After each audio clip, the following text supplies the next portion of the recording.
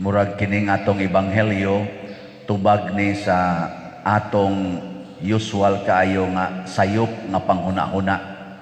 Kanabitang moingon ta nga nganong gipaantos mangkos Ginoo aning akong sakit ay.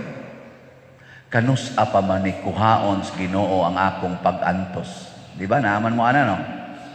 Wa mo mag-antos ron.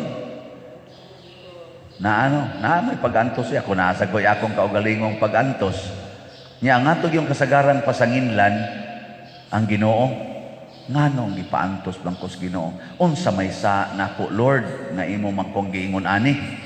No? Nganong maora man ni naong nako, Lord, unsa may sa nako. Nga kani may akong naong, nganong maora man ni akong height, nganong di man jud ko mo taas-taas og jutay. Dagatag mga pagmahay, no? Nganong kani man say akong ginikanan, Lord, nganong kani may akong mama, nasa uban maingon nganong kani may akong nabana, Lord, oy nga kadaghan untang buutan ato, katug yung akong katapusan gibuwagan buutan man tato napunta man ko aning yawanon kay dako unsa may sa nako, Lord, nga gitagaan man ko nimog bana nga buangon. Nay mga inana. Nya say tubag na Hesus, ang yawa maudi ay mo paantos nato. Mauna pag-ingon gyud sa tag-iya sa sinagoga nga kamo unom ka adlaw ta makatrabaho, anhi mo dinhi aron ayohon mo, pero sa adlaw igpapahulay ayaw mo pag-ayo og masakiton. Naging na din Kristo, kamo gani kanang inyo mga baka, kanang inyo mga asno, inyo magainang badbaran og igawa sa kwadra aron makainom og tubig panahon sa adlaw ang igpapahulay, ni ay gipaantos sa yawa sud na sa 18 katuig. Di ay pwede sad nga badbaran sa iyang pag-antos. Yun ana ba? Ay kamo ron unsa mo? Giyawaan o naay Ginoo? Namoy Ginoo, unsa man rin naan ninyo? Ginoo o yawa? O Ginoo gani na ani mo, wa na kay pag-antos. Badbaran man kas Ginoo. Pero nag-antos gyapon ka karon, yawa ang naani mo. Ngayon na kuno na imong tupad. Ina na kay pag-antos ron. Ina nag-antos ka. Kay mo yung gani, mao lagi antos ko, yawa nang kuyog nimo. Mo sayo ra kayo tanawa ang babae. Napulog 8 katuig, gatikubo siya, di katuyhan. Sa to pa, matod pang Hesus, napulo og 8 katuig nga ang yawa naa niya. Sige og yud sige pag kuan ba, sige paantos niya. Sa to pag kuyog yang yawa, pag kuyog na ni Hesus, naduol siya ni Hesus, uy nituyhad ang babae. Nya kanus aman ta magsigig antos. Matod pa sa atong unang pagbasa, basta magsunod gani itas tawhanong kinaiya, iya gintas yawa. Ang espiritu nga gihatag sa Ginoo nato, dili kuno magpahimo natong ulipon, kung dili mahimo tang anak sa Dios. Nya kay anak man sa Dios, dili na kuno ta ulipon. Mao na siya. Kasagaran sa mga taong nag-antos, kanang ulipon sa sala. Si San Roque, nasakit man na siya. Niya, gipriso pag dito sa ilawom sa iyang balay, na iyang balay siyang amahan. Nag-antos to siya o wa? Physically, nag-antos, pero ang iyang kasing-kasing malipayon. Malinawon sa to pa wato siya mag-antos, nabuntog niya ang pagpaantos sa yawa. Kay nag-antos pa to siya, nagibati siya pag-antos, mo reklamo unta to, mo reklamo to nya kay wa man mo reklamo ni dawat raman sa to pa okay ra kay niya, dili to antos. Unsa man to, kalipay to niya nga prisuhon siya. Mao nay timaan nga ikaw na ay Ginoo, kanabitan ang problema dili na problema para nimo, ang sakit murag dili na sakit para nimo. Panalitan imong anak, tapulan kayo. Sige lagduwa ng computer. Sa una, magyaw-yaw ka. Kay mura man kag masuko niya nga, di gyud ka maong mutabang nimo. Di gyud ka maong maminaw nimo. Masuko ka ba? Bugatan ka. Nasuko pa gani ka. Sa ato pa nagantos pa ka na. No? Pero na kay Ginoo, oy, bisag ka ng imong anak, mamatay na sa katapulan. Malipay, radyo ka magtanaw. Akong anak, akong anak. Siya, mo trabaho na siya. Adi na siya mo trabaho. Siya nga naman siya. Ambot nga nang di siya mo trabaho. Pero, malipay man dyan ko niya. Kaya ako, gunang anak. Anak. Siya, sige lang kagpakaon. Ay, uy, sige, pakaon. Anak ko na anak ko. Nga di man pakaon. Di pasuso. Magyan anak ko sa una. Karoon na noong kaon na yun. Di na hinoong ko. Ano ba? Makita ag positive. Imong bana, mga bit. Sa una, magyaw-yaw ka, animal ka, animal, buwag na lang ta, buwag. Aka na, muana gani kag istorya, sa to panaa kay yawa. Antos ka.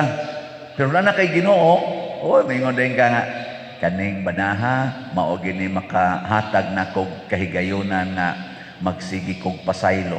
Magamit gid nako ang virtue of forgiveness. Kada gyud adlaw, murag 24/7, sige kog gamit sa virtue of forgiveness.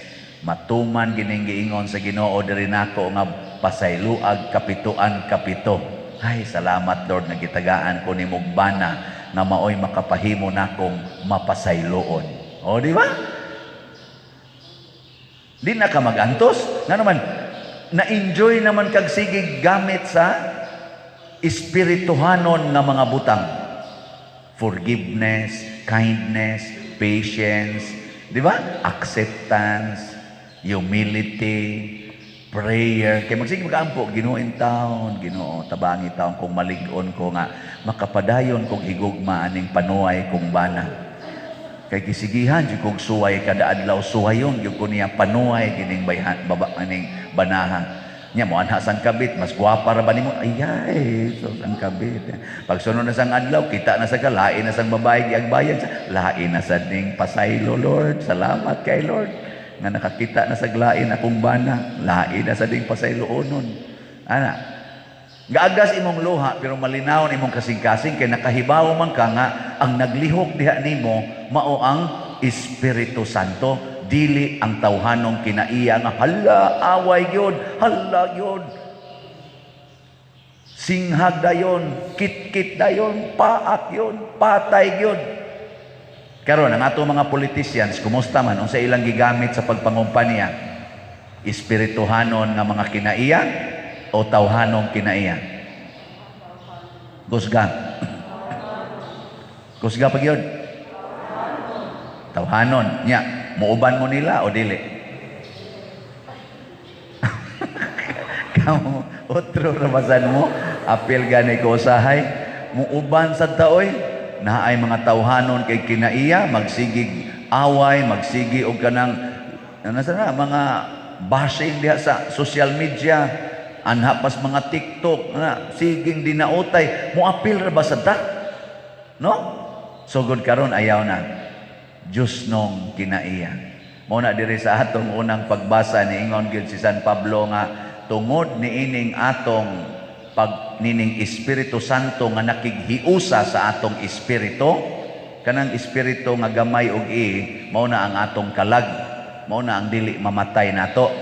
Nya kanang espiritu nga dako nga kana ganing mao na siya ang Holy Spirit. Nya ang Holy Spirit kuno makighiusa sa atong kalag. Nya kung magkahiusa na sila, mao na sila'y maglihok diri nato. Kay ang kalag man mo'y nagpalihok nato.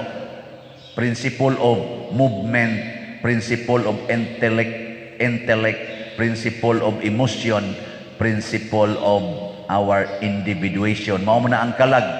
Nya kung mahiusa na nas Ginoo, ang imong hunahuna, ang imong kasing-kasing, awa na, pang Ginoo na. Ay kamo karon. Unsa may inyong gihunahon aron? Pang Ginoo o espirituhanon? Karon ba karon unsa may inyong gihunahon na? Pang Ginoo o espirituhanon? Ang hinay mag-imong tigok. Tistingi ko no. Tistingi ko no. Kanang tanan ninyong daang kwarta, ihugog ko no nas kolekta. Ay gyud binli. Haron wa na jud kay kanang tawhanon nga hunahuna kay imo nang binlan moingon man dayon ka unsa kay paliton ako igawas ron ako no unsa kay akong paliton unsa karoy akong kanon pero wa na kay kwarta min ka Ginoo sa imong mga kabot itugyan ko ang akong kaugmaon o ana ka di espirituhano na kayo no. Ay mga naong ninyo sus pagi klaro mao bitaw na nga karon maghando man ta sa adlaw sa mga kalag, mga santos ug sa mga kalag karong All Saints Day ug All Souls Day kanang maghunahuna sa tao nga ang atong kalag ba nahiusa ba kaha sa Holy Spirit. Muna kanang November 1 mao na ang atong paghandom sa mga tao nga namatay nga ang ilang kalag nahiusa sa Holy Spirit nahimo sad silang saints, nahimo silang mga balaan. Nya kanini ang November 2 para nasta ng kalag na wa patay siguro nahiusa ba to sila sa Holy Spirit. Nya sa atong paghandom ana sa may mahitabo makaamgo sad ta, maka-evaluate pud ta karong panahona ang ako kahang kalag nahiusa ba ka sa Holy Spirit? Ana ba? Nya mailhan dayon na nagantos ba ka karon o malinawon o malipayon ba ka? Nagapos ba ka sa imong mga kabalaka o kahadlok o you are freed from them na kuan ka na luwas kagi kanila kana mo atong inumduman mo na panguha na mo anang atong mga envelope suwatin na ninyo kalag nga ibalik dire. Nasa opisina ang atong mga envelope amot og mag-display na niya ta dinhi mga taga-opisina butang ta ni atong mga lingkuranan pulos na diha para envelopes kalag aron suwatan ninyo nga magbutang tag box diha sa loyo para pulganan suwat nga hog diha mo na inyong pamisa para sa mga kalag nya ayaw sa tong tag 5 centavos ang kada kalag dako-dako asad kay og magaid sa kanang kabalakas imong kwarta to the point nga gamay na lang hinung kay kag-ihog para halad nga tos mga pamisas mga kalag awa na nagapos na pod ka labi nagmoy ka suwat kag napuo ka bukalag kay napuo ra man kabuk badlis diya napuo ka bukalag sudlalay na kog 10 pesos so piso ang imong kada kalag tag piso ra din ang ikalag day para nimo nya asa man tong imo day 1,000 katong imong 100 para nimo kay mabalaka ka kay basig kung sa imong kanon awa na nakuha na kasi awa baliha ang 10 pesos anha nimo ang 1,000 adto sa envelope kana dako kay smile ang pare oy inig ablis envelope ba kaning tawhana nahiusa yung espiritu ani sa Espiritu Santo kaloy in taon Ginoo kining nagpamisa ana no inig abligan is pare napuo ka bukalag gibutang ang gibutang didto 5 pesos ra nga hapit pa gyud magisi ang envelope sus tagko ana ba ni tag 50 centavos ra man iyang kalag kani ang espiritu ani no nahiusa sa tawhanong kinaiya ana na siya wa gyud mo ayon ko andiya gina manindog na ta.